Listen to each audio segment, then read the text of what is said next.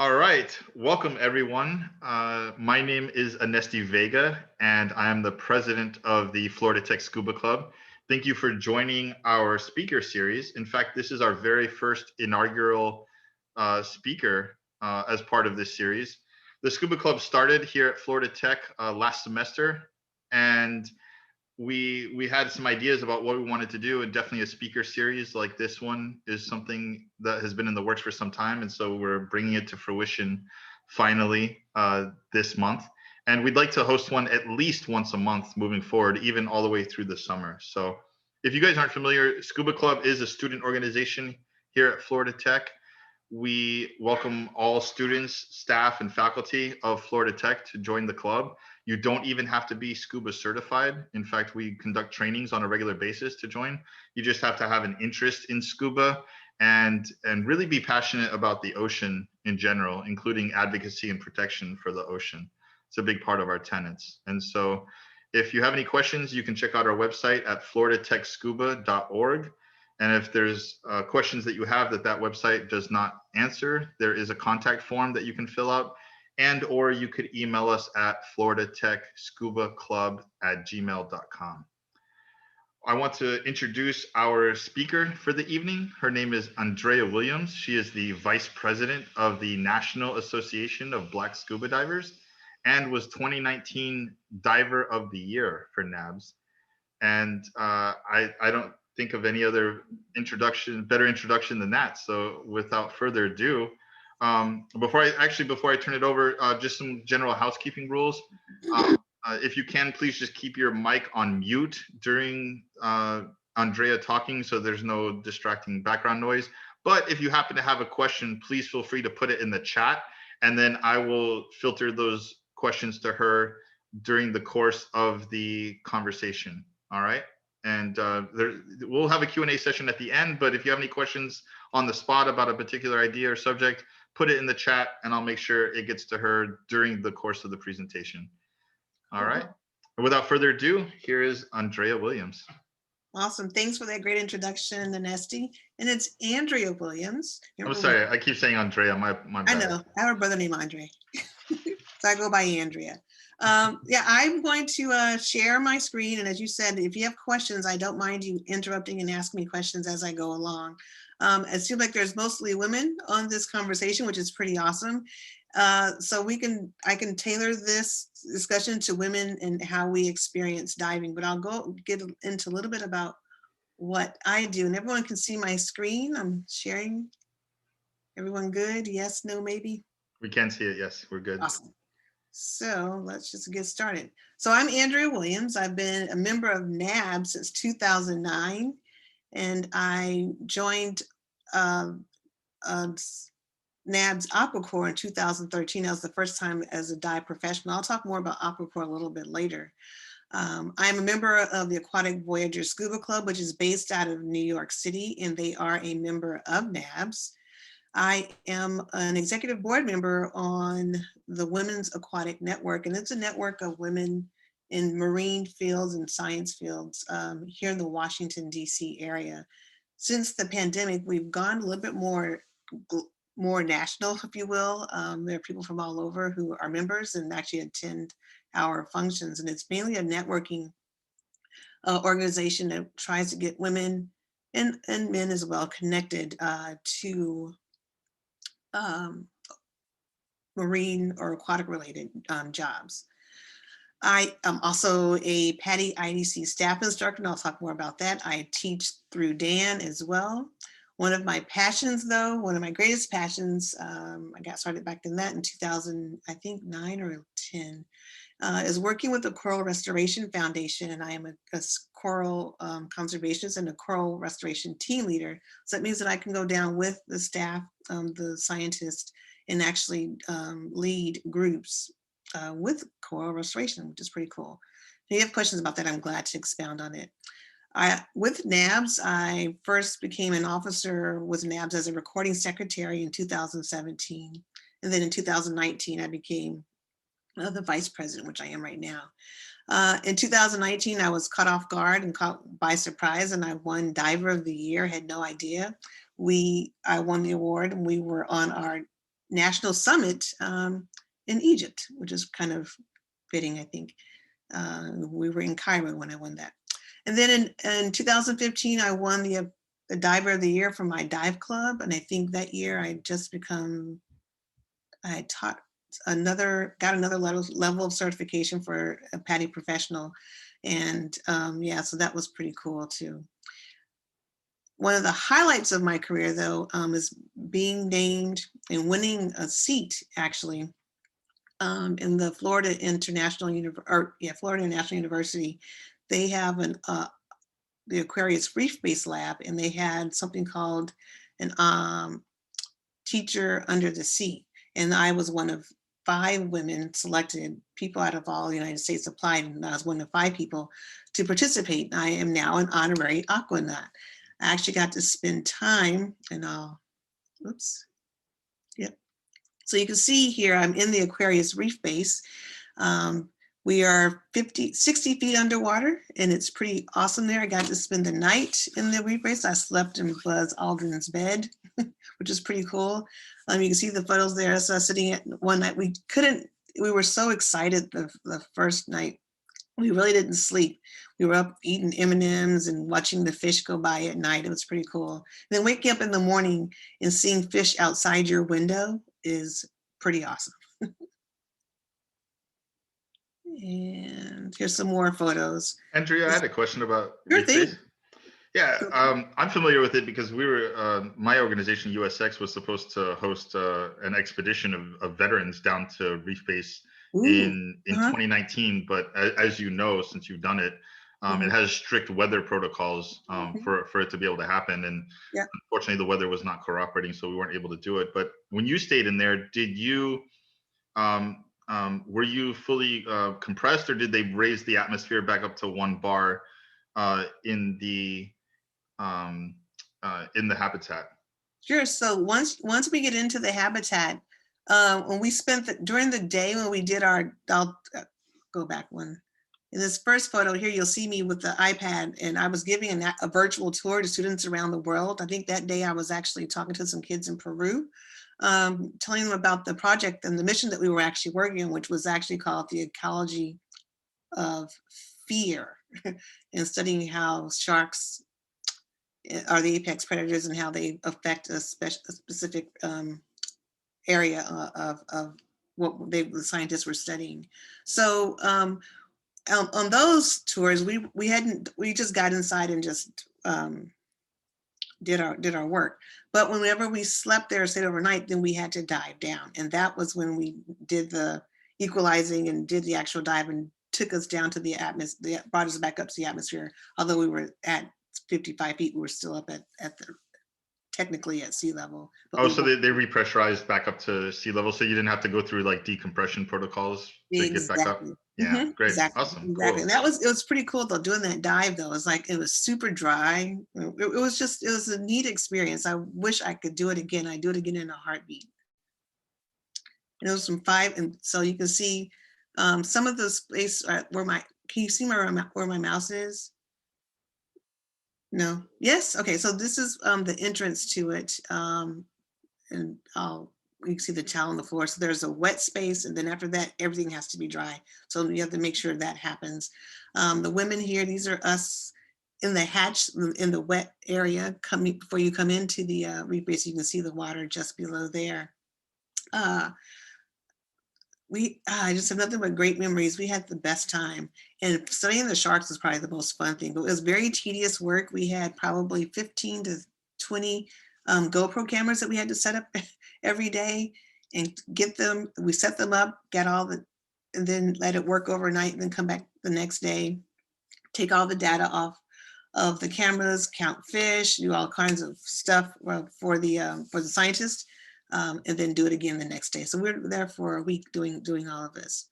Here I have a photo. Buzz Aldrin actually signed. The space where he signed is actually right here above this portal on the side wall there.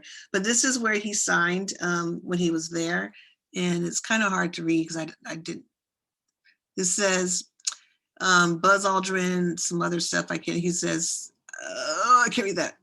No, it says Apollo there, and it says US. That's Gemini 12. That's Gemini 12, yeah, it could Gemini be. 12 and Apollo 6 that he was part of. Yep, and then US Marine Corps 51, MIT 63 or 9, and some other symbols here, which is pretty cool. So yeah, it was pretty awesome to be down there.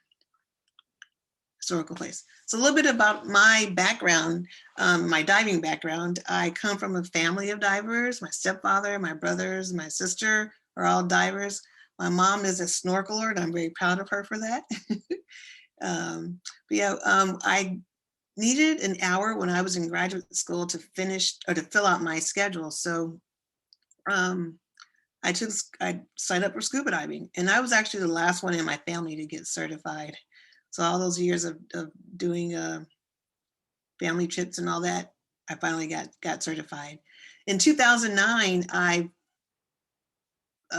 worked towards my advanced open water, and that's how I met folks in NABS, and that was at Dutch Springs in Bethlehem, Pennsylvania. I met the Atlantic Rangers, the AVSC, the Aquatic Voyagers, and also the Underwater Adventure Seekers. And I'll talk more about them later on if you guys really are curious.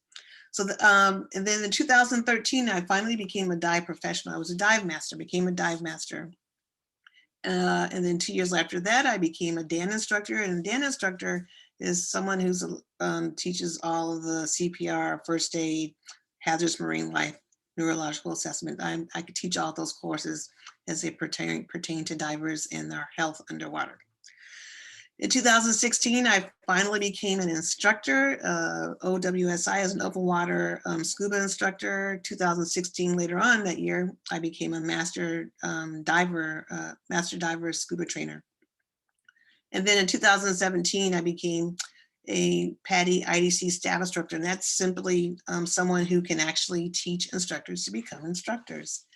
Ultimately, I will become a course director. I've got to work on that and raise some funds at the same time, but that is my goal. I would love to become a course director for PADI, and that will happen. I will make it happen. Whoops.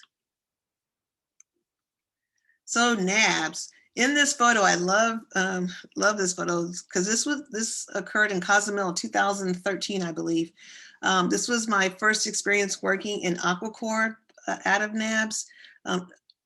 AquaCorps is the safety group of NABS, so only dive professionals are invited to participate in this group. And whenever we have our summits, our annual trips, or even throughout the year, we serve as the safety officers for that trip or for that excursion, whatever's occurring. On either side of me is Dr. Jose Jones. He is one of the co-founders of NABS, and then right next to him is Rick Powell. And these two men are two truly Black history buffs, and they are two of the icons who founded NABS. Next to me are John Buchanan and Dwayne Johnson. The three of us, we had all just become dive masters, and we were being initiated into AquaCorps. So we had to serve the founders and all of AquaCorps who were on this trip on a dive. So we had to do everything from getting the boat ready to make sure the dive occurred, everything in between, and then after the dive afterwards. So we were dive mastering for the founders of NABS and the rest of the AquaCorps, which is pretty cool. So NABS itself was founded in Washington, D.C. in 1991 by Dr. Jose Jones and Rick Powell. Rick Powell, by the way, is a graduate of Howard University, and also, shoot, I'm going to say this wrong, but he discovered Donny Hathaway. If any music aficionados here, he's done a lot in jazz and in the arts. And Doc is a biologist by training, and he's taught at several universities and has created so many programs that are marine related for students and for youth. So NABS itself, back then it was just NABS. In general, today we are 18 clubs strong, and that's in one international club, and I'll talk more about those in a little bit. I mentioned AquaCorps. AquaCorps is a safety organization within NABS, and we help to ensure that our divers are safe, as well as whenever we're on our dive trips. We have an annual summit which occurs, of course, every year, usually in November. Last year, we were supposed to be in St. Lucia because of the pandemic. It was canceled. And this year, we plan to be there in St. Lucia. Before that, the year before, we were in Egypt. Before that, we were in the Bahamas. Other summits, we've been in Belize. Gosh, I'm blanking on all the other places. We've done Key Largo. Like, where else have we been? The Cayman Islands, Costa Rica. Yeah. So once a year we come together. When we were in Egypt, there were 170 something of us, and then 150 of us were divers. So you don't have to be a diver to join NABS. We have people who come and just hang out and they're fun. And eventually we get them to convert to snorkelers, and then those snorkelers get on the boats with us, and they're like, we want to have fun too, because we come back from our dives and just have a blast sharing what's occurred on the dives. And then we come back and the snorkelers then want to become divers. So we convert a lot of people. And of course we have lots of instructors on our cruise.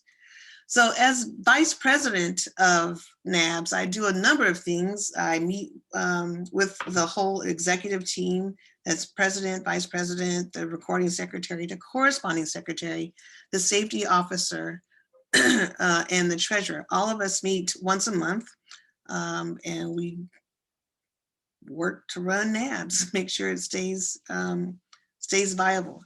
I manage the regional representatives, and we have the Northern region, the Mid-Atlantic region, the Northeast region, the Southern region, the Western region, and the Midwest. So we have 4 regions, and I help corral the regional representatives and make sure they're taking care of their regions themselves. I work with all of the clubs and make sure that their memberships are current. And then I also work with clubs and getting new clubs to join NAB. And this year we have a couple, and I'll talk about that later on. I've initiated something called, Patty has something called Women's Dive Day, which is held usually the 3rd weekend in July. And we had our inaugural NABS Dive Day on this past July in 2020, but it was all virtual because we were supposed to be in Key Largo. And I'll talk more about that in a little bit later. I also work on the league, the policy committee, making sure that we're compliant with our bylaws, and also staying current to the 21st century, making sure that we are keeping in step as an organization. Last year, we were a partner with the 2020 census and did some pretty cool things with them and helped bring awareness to our group, and then help the census hopefully get completed. And we'll get results. I understand that April, the deadline was moved back, and in September, they will actually report out their findings from the actual census of 2020. I also, as vice president, speak to a number of groups, and these are some of them. I'll talk about these a little bit later as well. And I can now add Florida Tech Scuba Club to this amazing list. And then as a vice president, I do dive with the other dive clubs.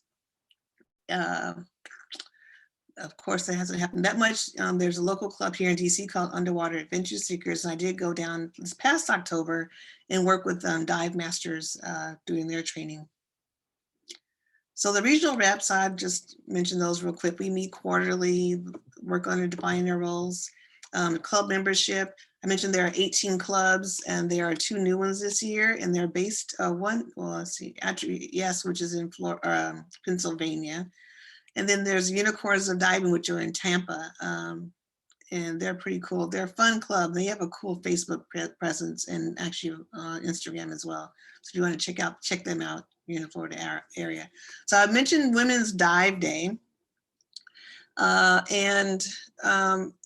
This is very important to me in the sense that women, although diving has been seen as a white male dominated sport, I want to make sure and to ensure that women of color are represented and accounted and noted in this group. So I've made sure that NABS has this event annually. We will host it again this year in 2021 in July again. And we will well, I did have it last year. I told you it was via Zoom. We had 52 people from around the world join us, which was pretty awesome. So I hope that this year we'll have something very similar. One of the featured guests for the virtual Women's Dive Day, NABS Dive Day, we had Shirley Lee. She was the first PADI certified Black woman diver. A lot of history. So in 1967, I believe, is when she was certified. And it was amazing to hear her tell the stories. Back in the day, she was a married woman and still is married. She had to get a note from her husband to participate and allowed to go diving. And I've just found that just would not happen today. But yeah, she had some amazing stories. And she talked about gear and how things have changed. She had to wear the collar vest, whereas today we're wearing the vest or even back inflate BCD. So it was a pretty powerful presentation that she gave to us and shared her knowledge about diving and being the first woman to be certified. That was pretty cool. I have a question about that. Yeah. Shirley Lee, she was certified by Dr. Jose Jones, wasn't she? So Yes, it kind she of came was. full Yep. circle. Exactly. Yes. Very cool. Yeah. Yeah. Miss Shirley, I should say, she was already involved with the aquatic world. Anyway, she was a lifeguard and ran different pools around the Washington area. So or in Virginia, I think. Well, DC and Virginia, I believe. So she and Doc have known each other for years, which is pretty awesome. I want Women's Dive, as I mentioned today, not only just to be that day, but I want to create a space for women divers where we can come and just be. And that's will be pretty powerful. Imagine a boat of nothing but women divers. It'll be kind of cool. Where am I? So I am in the planning stages for this year. I just talked with CRF this morning, actually, and we will be doing some volunteer work. That will always be a component of this day, is doing something voluntary, whether it's underwater or on land. But this year it will be underwater. We'll be doing some coral restoration work. In these trips, we'll also want to do some other form of continuing education. If you're an open water diver, you want to work on getting your advanced, you might be able to make that happen, or you can take some other dive courses that are easy to do over a long weekend. And of course, we'll dive for fun. And I mentioned BWEAMS to you earlier, Anesti. So this is a group, Black Women in Environmental, Ecological, and Marine Sciences. And this is an amazing group of women who, in July of last year, actually began to meet. These are Black women, women of color who didn't know that the other existed. And they've created this new group, and now they're blowing up and they're just doing some amazing things, networking and sharing information and sharing data with one another. Pretty powerful. I love this photo. This is one of my favorite photos that's ever been taken of me. You look at these. I was speaking that day to a class of kindergartners talking about what I do. And I always, in our presentations, I bring a cylinder and a BCD and a regulator. So I was putting the kit together and letting them see how it works. So I turn the air on and let them feel the air on their face. I don't let them put it in their mouths. But the look on that little girl's face watching me do this is like, she's like in awe the whole time. And that's how she was. And they were so, I just love kindergartners. So they were a lot of fun. But I do speak at schools when they have different lessons. That particular class was talking about the coral reef system. So I came and talked to them about that, as well as what I do for scuba diving. I've gone in and talked to physics classes when they wanted to discuss Boyle's law or Charles's law, whichever. I go talk about that, or buoyancy. I go into the science classes and discuss and share how that affects scuba divers. I've also gone into schools on their career days and talked about different careers that are associated with the marine world and scuba diving. I have the great fortune of participating with a group called Diving While Black, and they, well, there's two different groups of Diving While Black, so I've got to make sure I get this one straight. Oh yeah, this was a group of folks who are turning 50 this year, I believe. So all of them were looking at finding ways to celebrate their 50th year. So I talked to them about what it was like to dive, how to make it happen. So hopefully this year we can get back into the water. I can get some of these folks certified and get some new open water divers joining our club. Earlier this year? Yeah, this year I was interviewed by National Geographic. They're working on a series on a project for Black divers, and they wanted the host of this show, of our show, and I can think of it right now, Tara Roberts hosts a show on Nat Geo, and she interviewed me for this, and so hopefully it'll be out. I don't know when if it'll be video or audio. They took both, so hopefully one of them will be airing soon. Then Black Marine Science, I was on a panelist there. We talked about our experiences as Black divers. Excuse me. Let's see, scuba diving itself, where we've been, the racism we've encountered as divers. I mean, there's all sorts of things we talked about, but it was a pretty powerful discussion and presentation.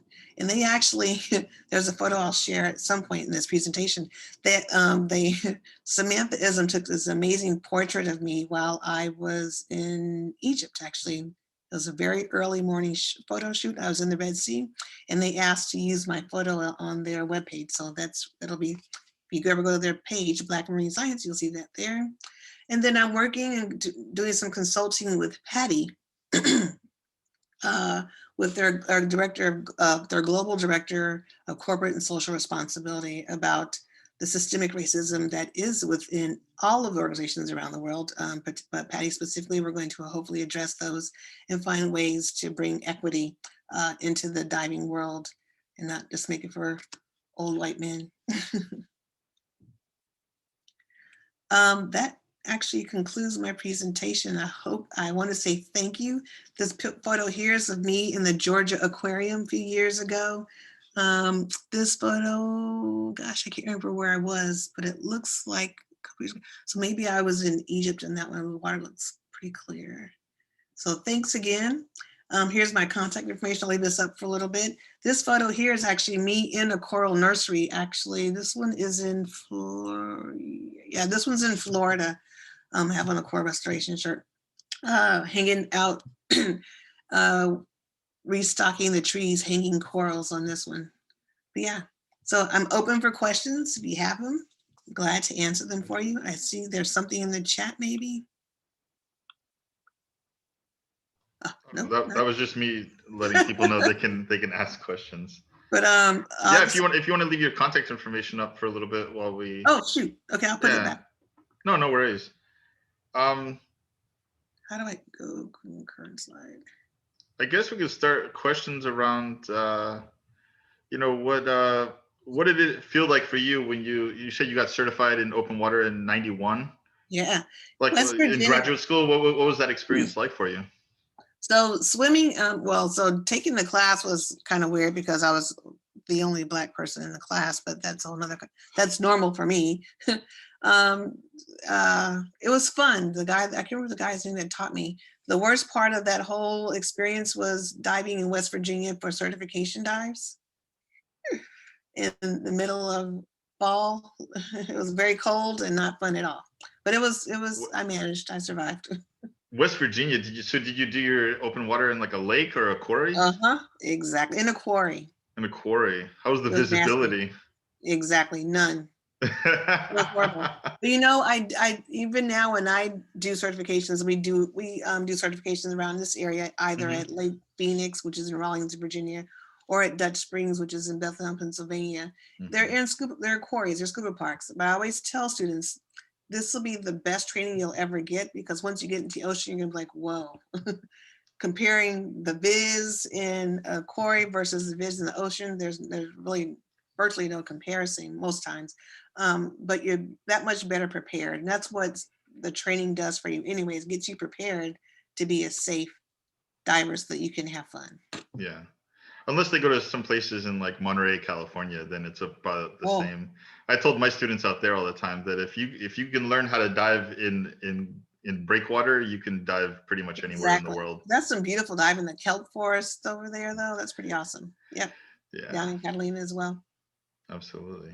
So do we have any questions from, let's see. Oh, we got a message from Amy. Yeah, she says you enjoyed the presentation. I hope everyone has a lovely weekend. If there's any other questions from anybody else, please feel free to just go ahead and unmute and just ask directly now that the Yep, presentation is over. cool. Yeah, Ms. Williams, thank you for the presentation. You can call me or you can call me Andrea, please, Ms. Williams. Andrea. Sorry. Miss Andrea. Yeah, well, thank you for the presentation. Sure. I just had some questions about how to get involved with NABS Oh, shoot. in general, because I didn't know it existed. So Right. I'm from Ohio. Oh, what part of Ohio? From Cleveland. Okay, I'm from Athens. Mhm. Okay. All right, I've actually never been there. You're not missing anything. Yeah, so I actually came across at the Mid-Ohio Scuba Club down at Circleville. They had an event there last summer. Okay. Not this summer, this summer before. I actually came across two female divers that were in NABS. Oh, I awesome. didn't know it existed, and I figured I was also the only one I at the got time. stories to tell. Mhm. Yeah. But yeah, so I was just curious about how to get involved with it. And I saw that I think on the Facebook page or something that there were different archaeological programs and stuff you guys were doing. Sure. And, I thought and that. in regards to your picture here on your contact information, I just came across an article on scubadiving.com earlier today that had a couple different the top 8 citizen science dives in the Florida Keys. And so it has that exact picture, not of you, but of the exact picture with the structure there. So it says that's in Key Largo. Yeah. So so let me answer your question. So NABS, how do you join NABS? I can drop in the chat, but go to nabsdivers.org and you can join NABS itself, sign up on their member planet, on our member planet page. I recommend that you also find a club. You're in Florida. Where are you now? Florida Tech, so Melbourne. So on our website, you'll look in the southern region, you'll find all the clubs that are in Florida. So you can sign up, hopefully get close to one of, I know there's one in Fort Lauderdale, there's one in Orlando and Tampa, I think. So hopefully you'll find one of those clubs, find one that you like and join one of them and go diving with them. Yeah, I think the one in Orlando is the one closest to us. Otherwise, it'd be Fort Lauderdale. Yeah. And what we're trying, I think there's one in Miami that's trying to get started. So hopefully that'll happen as well. So this, you were asking about, so definitely join NABS. I strongly encourage you to do that. And hopefully you can join us this year at our summit. We'll be in November in St. Lucia. You were asking about the coral restoration. Not only have I done coral restoration work in Key Largo, but they have nurseries in Key West, in Bonaire, and I've had the great pleasure of working in all those places through the Coral Restoration Foundation. It's pretty cool. Okay. Yeah, there was also something I think I saw an archaeological. Right. Yes, I right here. Divers. So yeah, so there's a program called Diving with a Purpose, and Ken Stewart is the founder. He is from Tennessee, the Tennessee project, the Tennessee Aquatic Project in Tennessee, youth project. He, several years ago, started working with folks in the National Park Service in Key Largo, and they fostered a relationship, and he came up with this program. And I've done the program at least 2 times now, once as a student of the class, I've learned how to do the work, then second year as an instructor and as a chaperone for the group. So you are trained, you learn how, you get a certification once you complete the course. It's, well, I forget how many days, it might be a week. I can't remember how long it is. Maybe it is a week, but you go through all this training. You do, of course, land training, classroom training. You learn how to do drawings on land, take measurements on land, and learn how to do search and recovery on land. And then you actually apply your skills underwater on an actual site. The sites that I've actually been able to work on, we helped map a steamship that sunk off the coast of Florida, Florida. What else? Shoot. And I'm blanking out the other ones, but yeah, but it's pretty cool experience. I strongly encourage you to do it at least once. Go through and get certification. And if you either get bitten by the bug, this program has produced maritime archaeologists, African American maritime archaeologists, say that fast several times, who are interested in finding our work. We've gone as far as South Africa, looking for the San Jose. I think they found some mantles, and actually some of our youth found those, and the mantles that they found, the bracelets they wore to bound our ancestors, they're actually on display in the African American Museum here in DC. So we are doing amazing and great things. It's pretty exciting. It's an excellent program, and I strongly encourage you all to participate. DWP is not part of NABS, but a lot of folks in DWP are members of NABS, and there's the distinction, are two separate entities. They do have a display if you ever get down to Islamorada, Florida, there's the Scuba Diving History Museum. There's a History of Scuba Diving Museum. I always say it wrong. History of Diving Museum. History of Diving Museum. So we are featured in there. You can see my photo. I'm in with the group. I saw you. Doing our work. Yeah, it's pretty awesome. So that's one thing that we do. And there's another group. There are actually two different groups doing some work with the Tuskegee Airmen. And actually, I'm on a mission, will be on a mission this August up in Michigan, hopefully weather permitting and pandemic permitting. We're going to work to raise the airplane, the Air Cobra. I hope I'm saying it right, Air Cobra. Well, anyway, it was Frank Moody's airplane. We're going to actually raise his airplane and put it in the museum and have it restored, or not restored, but have it made safe to be out of the water into the museum there in Detroit. Okay. So pretty cool stuff. Yeah, that sounds pretty cool.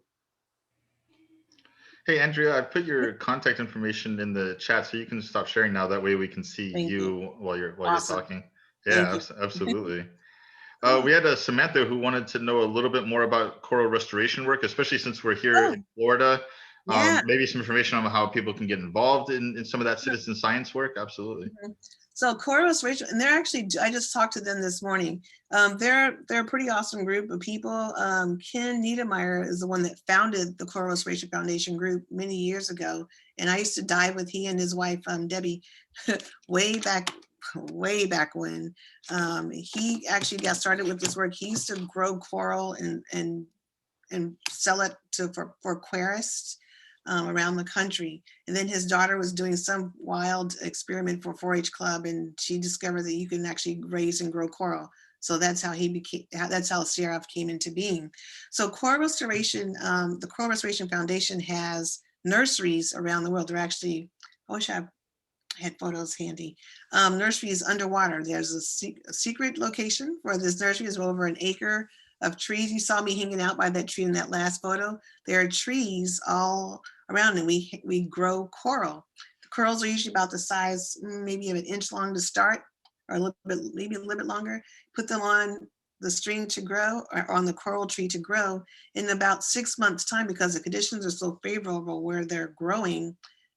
6 months, they're about the size of a basketball. That's how quickly they grow. So we go in, once they get to that size, we go into the nursery. We will frag the coral. That means clip the coral, re-tag it, maybe make it another small piece, and then hang some more back up to grow again. The ones that we don't hang back on the tree, we will take them, collect them, get on the boat, and then go to a site, a reef, and go out and plant the corals.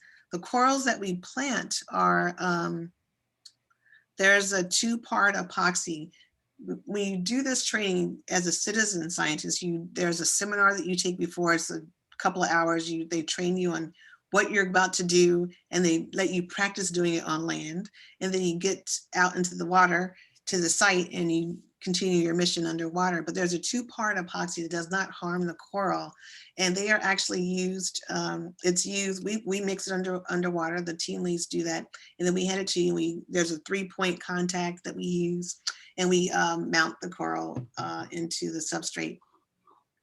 And that's outplanting coral. There are other parts to this work. You have to actually go out and maintain that. So every so often there's a schedule. You go and check the coral, make sure one that it's still there. You make sure that the algae there's maintenance on it. You clean the algae off of the coral. There are these snails, these yellow-footed snails that seem to like the elkhorn and the staghorn coral, so we try to pick those off. It's a lot of fun. Coral Restoration Foundation is based in Key Largo, Florida. They do have a website, Coral Restoration Foundation, coralrestoration.org, I believe is the organization. And anyone can sign up. They have programs for snorkelers as well as divers. So anyone can participate and do this work, which is pretty awesome. I hope that answered your question. I think that was, who said Amy or Hannah? Oh, Samantha. Samantha, hope that answered your question. If you have more, please ask. Yeah, it was funny when you brought up the name of the Tampa group, Unicorns of Diving. Yes. Like that really resonated with me, because as an indigenous diver, like we're even more rare, as you might imagine. And I've run into like, I only know 3 other indigenous divers, scuba divers. And it's so funny because we'll be like, we'll just kind of casually talk, you know, and you know, you kind of get a sense like, are you native? They're like, yeah, I'm from the Ho-Chunk Nation. I'm like, what? I'm Tupi Nambar. Like, yes, like it's just like, you know, it's like the worlds collide in a way. So I'm curious, where does your nation, Oh, I'm a member of the Tupi Namba from Brazil. From Brazil. I'm first generation born here in America. Gotcha. Yeah, I'm first generation born here, and so, but Uh-huh. we have a lot of solidarity with like North American tribes and whatnot, and I've worked a lot with like the Native American Health Center and whatnot. But we it's just one of those things where like we are so severely underrepresented, you know, in a lot of areas, as you had touched on already. And within scuba diving, I just wanted to ask, like, what are some things, like maybe kind of shed some light on some of the conversations you're having with Patty about like where are the barriers exactly within diving, and what do you think are some low-hanging fruit that we could move the needle on in getting better representation and equity within this industry? Wow, that's a lot. I know, but like I said, low-hanging fruit. Like, what are some things immediate? Like, what are some short-term things that you think we could work on? My mom wrote Jodine. That's who it was. My instructor at Ohio University was Jodine. Thanks, Mom, for adding that in. She's in here somewhere. So first is getting us certified, getting into the professional levels, being leaders in whatever field that you're in, whether it's biology, marine biology, you study coral, whatever it is, become a leader or an official, become a leader in that realm. That helps give you clout.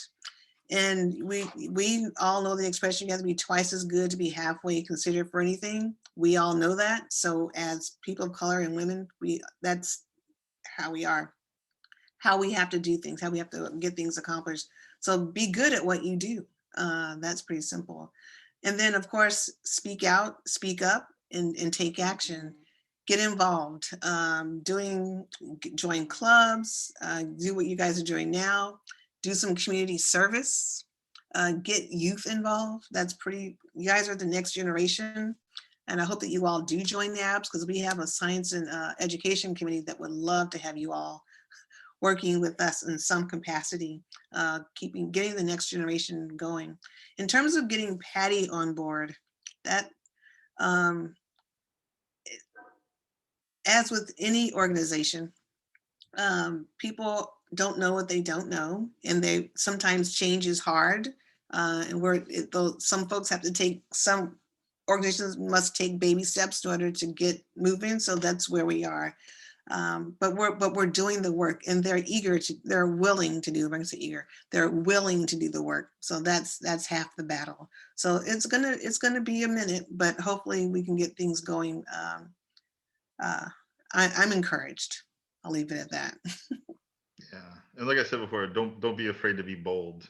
Exactly. I love that. I wrote that down. We were in an awesome conversation. Like, I'm putting that down on my board, and we always said, don't be afraid to be bold.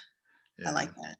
That holds a lot of people back, because for, you know, since, you know, since the early age, we're taught to, we're told our place in Mhm. society. Yeah, And so it takes a lot to deprogram that and decolonize our minds for Black and Indigenous people to decolonize mhm. and step into our worth. So Absolutely. So I want to add, so something you said just made me think of a story I shared with you earlier. And I think as a woman diver and sometimes diving on my own, going on trips, I've encountered folks who discounted me as a diver. Like, first, can you dive? I'm like, well, I'm here. Yes, I can dive. And then that's always, not always having to prove myself, but having to prove myself. So you do the dive, you sign up for the dive, you do the dives. No one wants to be your dive buddy because of the color of your skin or because I'm a woman.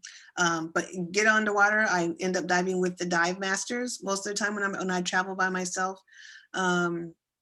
And do a dive, and they come back up and they see what I look like underwater, and they're like, oh, she can dive. She's actually kind of good. Then you come up, and then they find out and they start talking to you, but they weren't talking to me before. But now they see that I've met their their standard, that I'm okay. I can dive with them. But that shouldn't have to be. They don't do it to other people that they're diving with. It's just interesting to have to encounter that.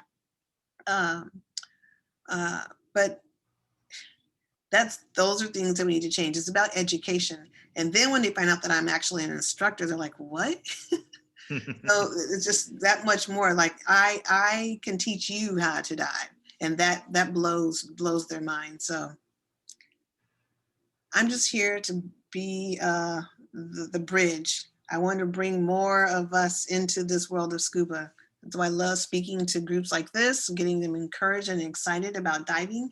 And then also getting the next folks in. I wish I had really known this when I was younger, because I think my trajectory would have been differently. My career path would have been differently, but I'm not, I'm grateful for the way that it has happened, because I've done education and now I'm teaching just in a different realm. So it's pretty awesome. Yeah, I'm glad you elaborated on that, because I'm consulting in a similar capacity with NAUI in what you're doing with Patty. And right now we're just kind of like you said, baby steps, and just taking those baby steps. And we're starting with at least with what NAUI has control over, because not any one organization should take responsibility for the state of the Exactly. industry. Yeah. But NAUI said, all right, let's look at what we can do. And so they're really on board. We have a diversity subcommittee that is actually chaired by Anthony Ford, the president of NABS. Yes. And Yep. so we've got a lot of great, yeah. yeah, we got a lot of great representation there. And it's just a matter of like taking a look at the materials and promotional materials that NAUI puts out there, and to say, do the work, the imagery that we're creating, right? Because representation is important. Are we creating materials that properly and accurately represent the communities we really want to serve? And overwhelmingly, the answer is no, but they're trying to move the needle on that. And so there's some work being done around that, and it's a work in progress, as you can imagine. So one of the goals of NABS when it first started, we do a lot of scientific diving and a lot of citizen diving. We wanted to be the place where scientists came and asked us to come and do work. And that's slowly starting to happen. I remember a couple of years ago, folks from Morgan State came and asked us would we help them with their oyster restoration project. I went, I was like, yeah, let's go do this. So we got to do some scientific diving in that realm, helping with oyster restoration. There's grass outplanting. There's all sorts of things that we could be doing with our scuba diving. As long as I'm underwater, I'm happy. So I can do some work too. I mean, that's fun too. So it's just, let's get folks underwater and let them understand. And I love the fact as a scuba instructor, seeing someone underwater for the first time, understand that they're breathing underwater and that they're actually, then they see fish or they see some marine life. That to me is priceless. Seeing that first, exactly. Their eyes get big. They're just like, I'm still breathing. I'm alive. I can see all this. And it's like, whoa. And then they're like, they're hooked. So I love that. I love that look. I love that. that's what keeps me teaching, keep me doing this.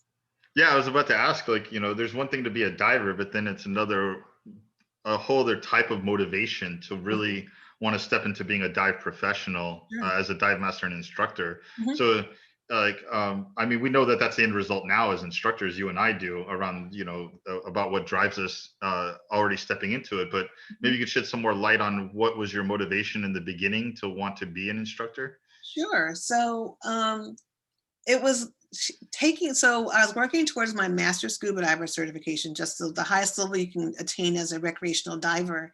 And I took the rescue course. That course changed my life. Have any of you all taken rescue? Yes, no, maybe, yeah. Didn't that change your diving afterwards? Like as soon as you get on the boat now, it's like, what? Your radar is coming on, you're using your spidey senses to make sure everything's all right with everyone else. You're just that much more aware. And that was exciting to me. I'm like, oh, I want people to feel this too. So that's when I started thinking I should become a dive master. So I started working immediately after I got my master's scuba diver. I went in for a dive master. And by training, I am an educator, so it's in me. My mother's a dean or retired dean of university. My stepfather works at university. So teaching is in my blood. So it's just who I am, what I do. And I want to share my knowledge, share my experiences. That's awesome. Yeah. I if there's no other questions, I'd like to take any more questions from there's Samantha, Hannah, I'm sorry. Anybody else have any questions? Don't everybody go at once now. It's a lot of information to digest. Yeah, well, we're coming up on the hour. I blocked it to 8:30 because I'm all about rocking it till the wheels fall off. But we can totally wrap up at 8. That's fine. On behalf of the Florida Tech Scuba Club and Florida Tech, I want to thank you so much for agreeing to speak with us. I know that it was a bit last minute, but you were a trooper, and we're like, yeah, 40 hours notice, I can do this. And you put a whole presentation together, and it's been amazing to hear your story and your journey. We'd love to have more NABS representation, maybe even start a NABS club in the area. Yes, with divers that are interested and have Scuba Tech or Florida Tech Scuba Club be affiliated in that way. And it's just gotta take one motivated person to that's not afraid to be bold, to step up and make it happen. Exactly. And just so you know, you do not have to be brown skin. You don't have to be a Black person to join NABS. We have people from all nationalities as members of NABS. So that's pretty cool. Yeah. Cortland, your safety officer, was like, reached out to me years ago and was like, hey man, you should join NABS. And I was like, what's NABS? And he told me, and I'm like, I'm not Black, right? And he's like, it don't have to be Black. You can just come and support, man. We're family. Once you're in the dive world, you're family. So anyone can join. And my mom is a member of NABS, and she's not a scuba diver. She's a snorkeler. Yeah. You got to be careful though too sometimes. I know when we create safe spaces for ourselves, and create a space for people to come together that have like a collective shared experience and knowing what it's like to be Black and diving, or Indigenous and a diver and all that. Other people start to come in and take up space and want to be the loudest person in the room and all that. So I stay in my lane and I support from the sidelines in a lot of ways. So NABS can definitely be supported in a number of ways, including with membership in general. If you're not Black though, please try not to be the loudest person in the room in anything that you do. But check out nabsdivers.org. And then Andrea has been very nice enough to put her email address and her cell phone. I wouldn't do that, but she put it out there. So feel free to reach out to her. And with any questions, again, thank you so much, Andrea, for agreeing to speak with us. Your story is awesome, and love to continue building with you in new and innovative ways. Thank you all for having me. I really appreciate you taking time to listen. It was kind of weird talking about myself, but yeah. But I embraced it, like you said. And I'm grateful for you all to listen. And I hope that at the very least, this will inspire you to continue diving, to choose careers that are related to diving. We need us to be represented in whatever field it is, but do dive. And hope you'll join me on the dive trip too. So contact me, email me. I'll let you know about trips that I'm planning and leading, and we'll go from there. But thank you so much. It's been a great time chatting with you all. All right. Thank you all for attending. Appreciate everybody's time, especially on a Friday evening. And thank you very much. We have another guest talk coming up in March. So if you're a member of the Florida Tech community, please check our Engage for upcoming events that are approved by student involvement as they come up. And so in the next week or so, we'll be posting our next event coming up in March. We should have at least one, if not two, coming up that we're still pending. In March, we have Dr. Selena McMillan of the Reef Check Foundation. She's the Southern California manager. Excellent story. She did her PhD in New Zealand, so she's got some great, amazing stories to tell as both as a scuba professional and as a scientist. And then in April, we're going to have Michael Acid. He is a wildlife biologist and a scientific diver that does environmental impact assessments in and around Monterey Bay. And he's going to be speaking on behalf of Pride Week, sharing his experiences not only as a Black and Filipino man, but as a gay man in those intersections through diving. So, please check back often, and we've got some more great programming on the way. So thank you again, everyone. And stay safe. Don't catch COVID. And wash your hands. Wear your mask. Absolutely. All right. Thanks, everybody. Good night, everybody. Thank you.